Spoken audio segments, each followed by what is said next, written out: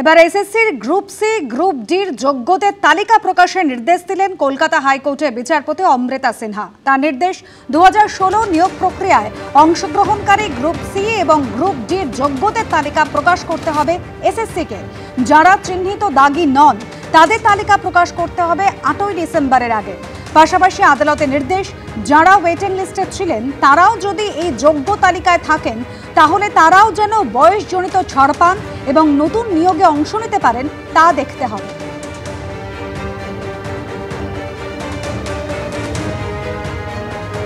অযোগ্য কারা তাদের লিস্ট যদি প্রকাশিত হয়ে যায়, আমরাও বিচার বিভাগের কাছে জানতে চাই যে এইগুলো সবকিছু দেওয়ার পরে তাও কি চাকরি ফিরবে? যারা নতুন পরীক্ষা দিল কিন্তু ডাক পেল না তাদের ভবিষ্যৎটা কি হবে? এটা তো হ্যারাসমেন্টের পর হ্যারাসমেন্ট ছাড়া আর কিছুই হচ্ছে না। এর আগে কিন্তু দাগীদের পূর্ণাঙ্গ তালিকা চেয়েছিল কলকাতা হাইকোর্ট। 27শে নভেম্বর 2016 এসএসসি নবম দশম এবং একাদশ দ্বাদশের দাগী শিক্ষকদের তালিকা এসএসসি প্রকাশ করেছিল।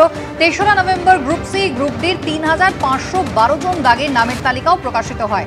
গ্রুপ সি গ্রুপ ডির প্রার্থীরা একাংশ দাবি করে যে দাগী হিসাবে 3512 জনের তালিকা এসএসসি প্রকাশ করেছে, কিন্তু সুপ্রিম কোর্টে তারা জানিয়েছিল দাগীর সংখ্যা 7293। আর এই প্রেক্ষিতে এসএসসি গ্রুপ সি এবং গ্রুপ ডি 7293 জনের নামের তালিকা প্রকাশের নির্দেশ দেয় কলকাতা হাইকোর্ট। সেদিন বিচারপতি অমৃতা সিনহা নির্দেশ দেন দাগীদের নাম, রোল নাম্বার, বাবার নাম, কোথায় তিনি কর্মরত ছিলেন সেই সংক্রান্ত বিস্তারিত তথ্য এই তালিকায় দিতে হবে।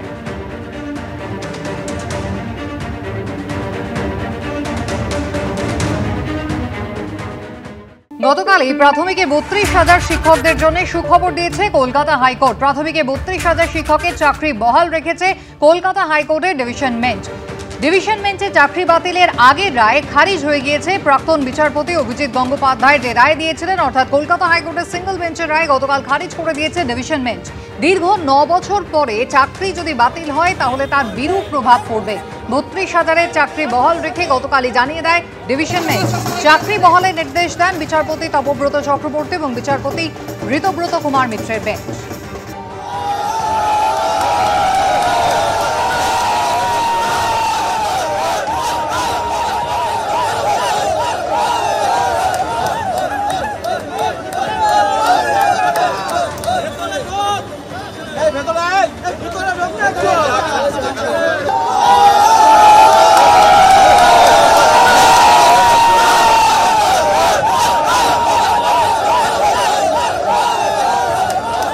প্রাথমিকে 32,000 শিক্ষকের চাকরি বহাল রাখল কলকাতা হাইকোর্ট।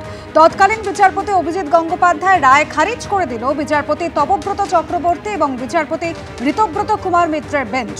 গতকাল হাইকোর্টের বিচারপতি তপব্রত চক্রবর্তী এবং বিচারপতি ঋতব্রত কুমার মিত্রের বেঞ্চ বলেন, 9 বছর ধরে প্রাথমিকে শিক্ষকতা করছেন এই শিক্ষক শিক্ষিকারা, আর এই অবস্থায় চাকরি কেড়ে নেওয়া হলে তাদের এবং তাদের পরিবারের ওপর বিরূপ প্রভাব পড়বে। অর্থনৈতিক, সামাজিকভাবে তারা ক্ষতিগ্রস্ত হবেন।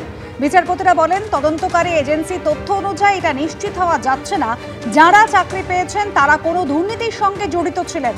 তদন্তের পর সিবিআই চিহ্নিত করে যে 264 জনের ক্ষেত্রে অনিয়ম হয়েছে, যাদেরকে বাড়তি নম্বর দেওয়া হয়েছিল তাদেরও চিহ্নিত করা হয়েছে। এরপরেও এটা বলা যায় না যে সমস্ত নিয়োগ প্রক্রিয়া জালিয়াতি বা দুর্নীতির সঙ্গে যুক্ত। চাকরির সময়কালে এই সমস্ত শিক্ষকদের সততা, দক্ষতা নিয়ে কোনো প্রশ্ন ওঠেনি। যারা পরীক্ষায় সফল হতে পারেননি সেই মামলাকারীরা একটা গোটা সিস্টেমকে নষ্ট করে দিতে পারে না। এতে যোগ্য শিক্ষকরা অপমানিত এবং কালিমা লিপ্ত হবেন। রায়দানের সময় বিচারপতিরা আরও বলেন, পুরো নিয়োগ প্রক্রিয়ায় দুর্নীতিগ্রস্ত এই অভিযোগ ঠিক নয়। কয়েকজনের জন্য গোটা প্রক্রিয়ার ক্ষতি করতে দেওয়া যাবে না।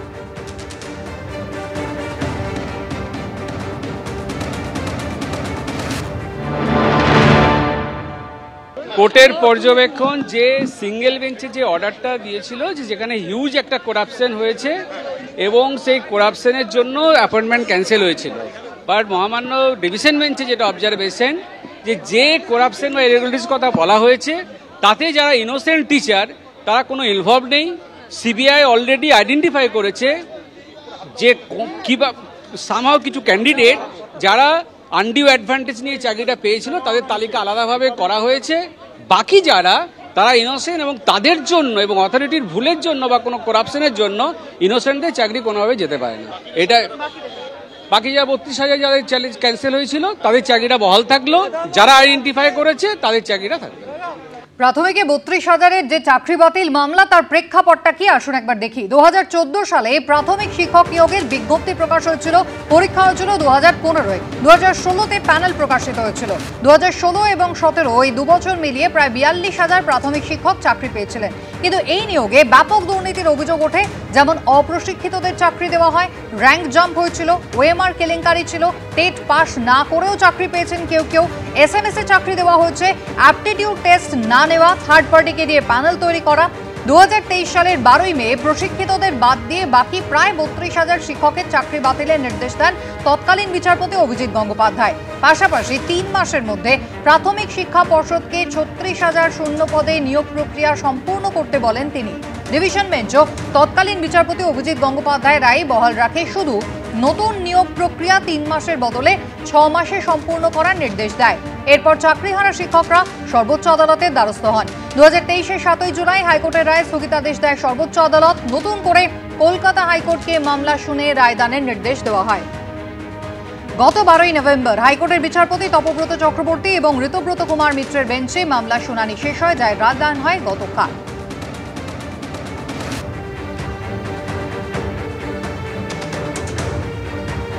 শুধু চাকরি খাবো এই মনোভাব নিয়ে আদালত কখনো চলতে পারে না, মন্তব্য আইনজীবী এবং তৃণমূল সাংসদ কল্যাণ বন্দ্যোপাধ্যায়।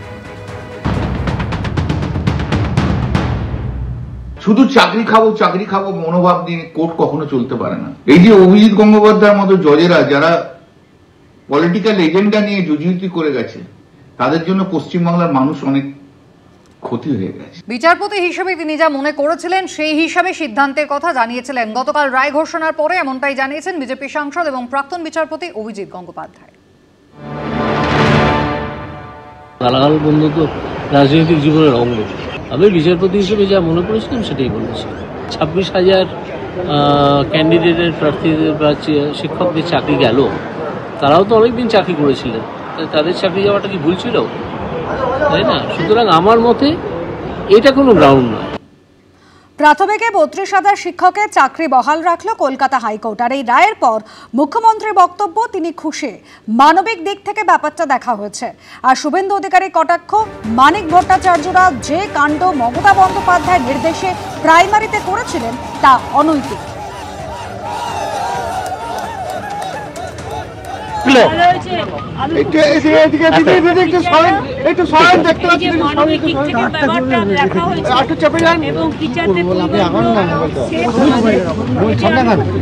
মানিক ভট্টাচার্যরা যে কাণ্ড কারখানাটা মমতা ব্যানার্জির নির্দেশে করেছেন এসএসসির মতো প্রাইমারিতে, এটা অনৈতিক। তো আজকের জাজমেন্টে মমতা বন্দ্যোপাধ্যায় সরকার পদ্ধতি মেনে স্বচ্ছতার সঙ্গে যে রিক্রুটমেন্ট করে না, এটা কিন্তু জাজ বলে গেছেন।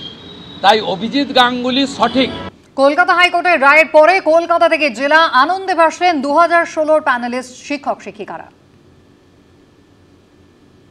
উইথ ডিউ রেসপেক্ট, আমাদের অব্রতবাবু আমাদের লয়ার বলেন, with due respect to Indian judiciary system, আমরা সবাই বলতে বাধ্য হচ্ছি যে সিঙ্গেল জাজ বায়াস ছিলেন এবং সত্যি ছিলেন। ওনার কাছে যে রিট পিটিশনই যেত সেটাতেই আমাদের চাকরি যেত।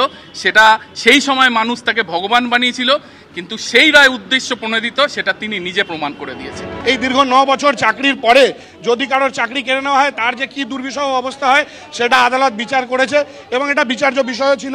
আইনের জয় এবং বিচার ব্যবস্থার উপর মানুষের আস্থা ভালো।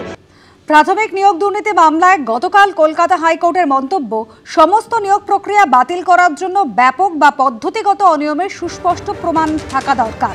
প্রামাণ্য নথি থেকে পদ্ধতিগত সিস্টেমেটিক ফ্রডের কোনো ইঙ্গিত পাওয়া যায়নি। সুবিচার দেওয়ার ক্ষেত্রে আদালত নিজের খেয়াল খুশি মতো নতুন নিয়ম বা বিধান সৃষ্টি করতে পারে না। গতকাল কলকাতা হাইকোর্ট 32,000 প্রাথমিকের শিক্ষক শিক্ষিকার চাকরি বহাল রাখার পর এখন এসএসসির চাকরিহারা যোগ্যদের প্রশ্ন, তাদের পরিবারের কি হবে?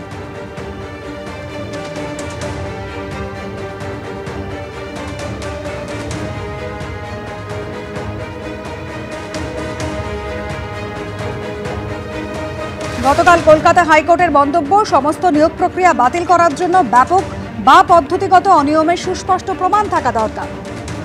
আর এক্ষেত্রেই চাকরিহারা যোগ্যরা এসএসসি চাকরিহারা যোগ্যদের প্রশ্ন, তারা কি দোষ করলেন?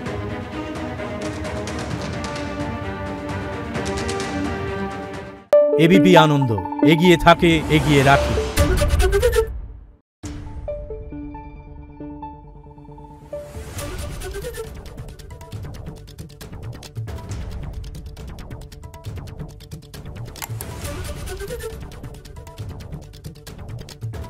Thank you.